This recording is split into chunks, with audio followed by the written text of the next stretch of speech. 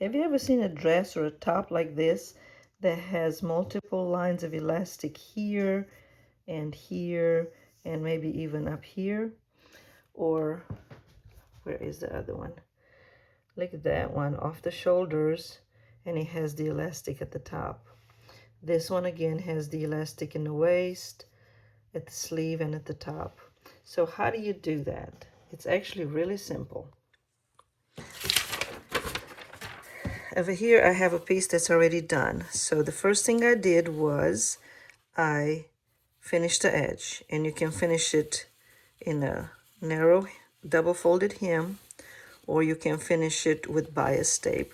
Then you're going to draw a line where you want your elastic to be, and you are going to simply sew the elastic over the top. You can use a straight stitch or you can use a zigzag. Here I've got both examples, and that's what it looks like on the front, and that's what it looks like on the back. There's your elastic, and this portion is with a straight stitch, this with a zigzag. So it's very simple, right?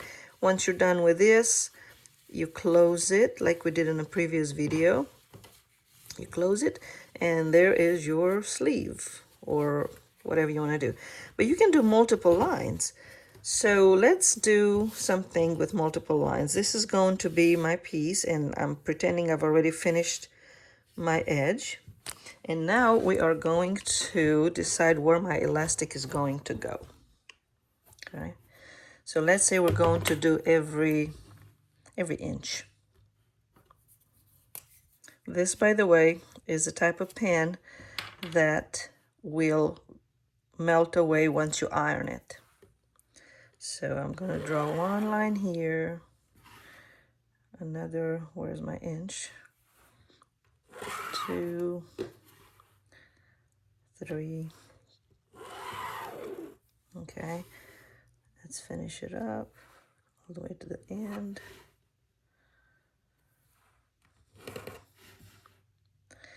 And if you remember from the video for sewn in elastic, it's the same concept.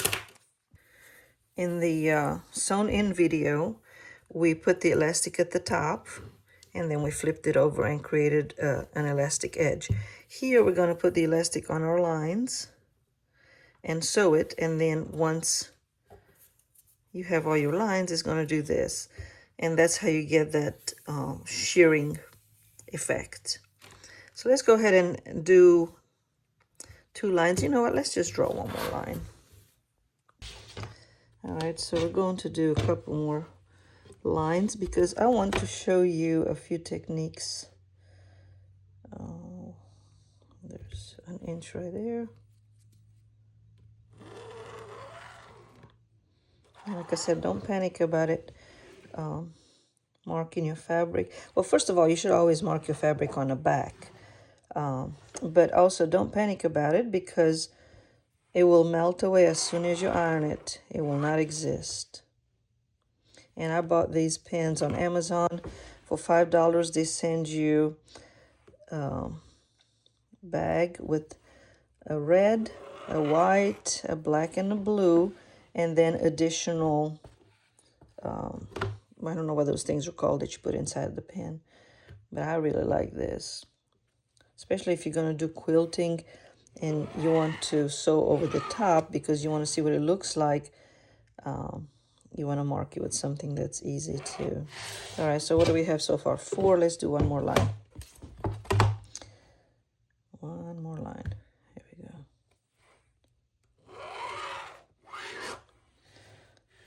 Well, hello. You got to write on my fabric.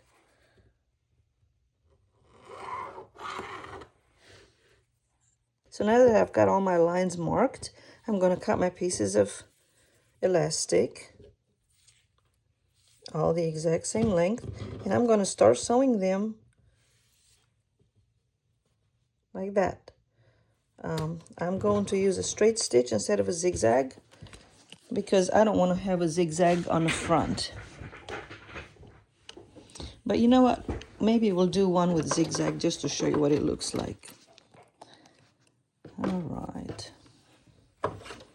So let's do this one with zigzag.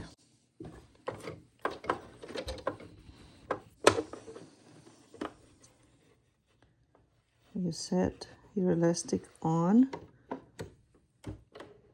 the line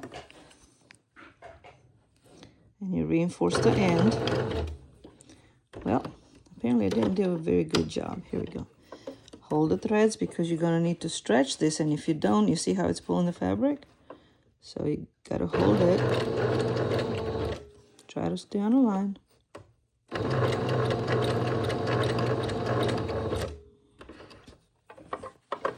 And I'm going to go all the way to the end with it, but you remember how we mark it a halfway point and then again at the end? So let's say this is my halfway point because we want the elastic to be distributed equally over that line.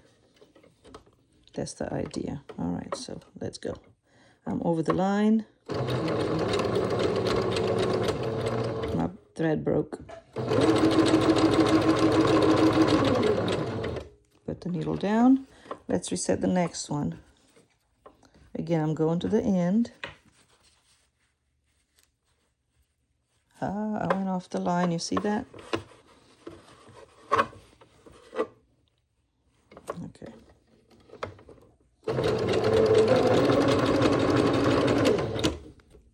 Put the needle down. Reset the next one.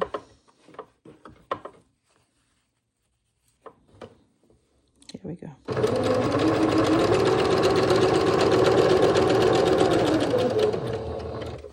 Stay on the line.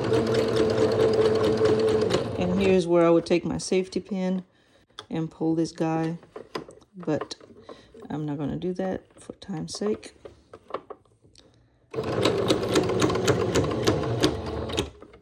Maybe I need to change my needle. My needle sounds very sad. Did you hear how it was clicking? All right, so that's what it looks like on the front. Now we're going to do the next one, but we're going to do a straight stitch to see what that looks like. Same thing. We're going to start on the line. Here's my next line. It's going to get more difficult because now it's bunched up. It's not straight. But you got this. You can do this. All right, put the needle down. Set the presser foot. Hold your threads. Reinforce. And now we're going to stretch it as we go. Again, it needs to be distributed equally all the way down. And we need to stay on a line, Anna. See if I can do that. So I'm holding the threads, otherwise it's going to snap it right out. Ah, stop, stop, stop. Don't catch that. You see how he was gonna... See how he was gonna catch that? Do you see what I'm doing? Straighten it up. There we go. Again. From the top. Yeah, it gets difficult when you have a couple of lines already going.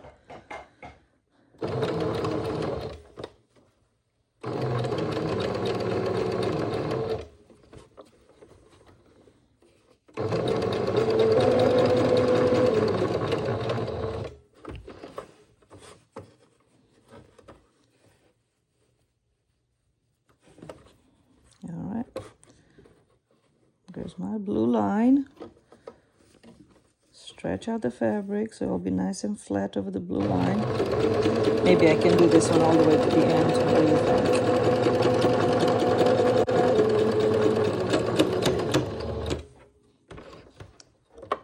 All right, and the last portion on the blue line.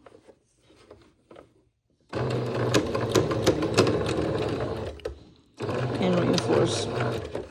So now we got two of them. Right, the next one I want to show you, it's using an elastic thread. In order to use the elastic thread, we have to remove our bobbin, and we have to put this thread on this bobbin. This is elastic. You see that? And we're going to do it kind of snug, but not crazy tight.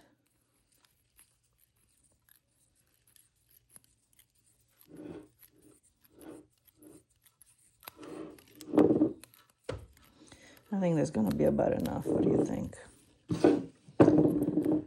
So it's on there. Well, let's give it a few more. I'm gonna clip that off because I don't want it to get caught. All right, and then I'm going to set this in my machine just as I would normally set my regular bobbin. I'm using a black one because I want you to see the contrast on the fabric. So it goes in my machine just like normal.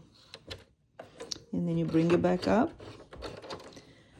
Now here's something I want you to think about. When we marked these, we marked them on the back because the elastic is going to be on the back. In order for this black thread to be on the back of the fabric, we have to mark the front. But I did not do that. So we're going to hope for the best. Where's my cover? So if you're going to use elastic thread that will show on the back, you need to do your markings on the front of the fabric. All right, here we go. I can still see the markings a little bit. All right. You can reinforce this if you want to. And you just sew straight as normal. I'm following my line. And the bobbin will do the job. I don't have to do anything. I don't have to tug or pull or nothing. All I gotta do is stay on that line if I can see it from the back side of the fabric.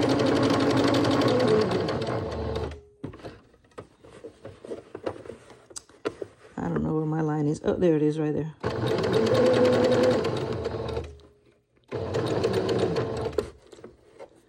Put the needle down, straighten up.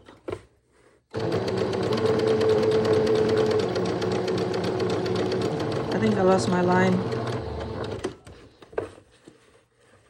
Where's my line? Maybe right there. Maybe, I don't know. I don't know where my line is.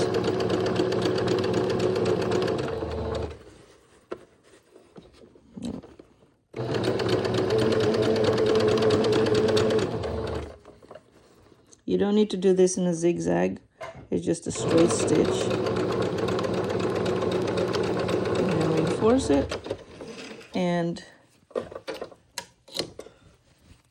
this is what that looks like. On the front is just a straight stitch. On the back is your elastic thread. And if you're going to do a shirt like the one we're talking about, or if you're going to do, let's say you want to do a summer tube dress, and there's your body, okay?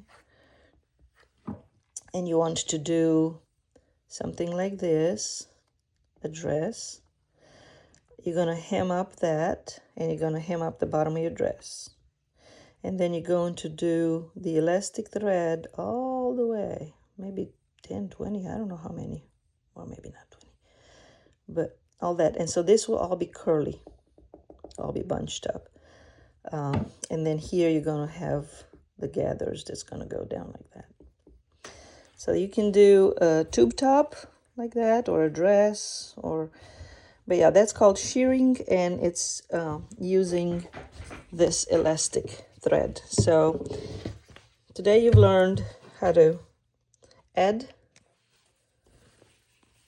elastic different ways to create this effect. Keep practicing, you're going to do good.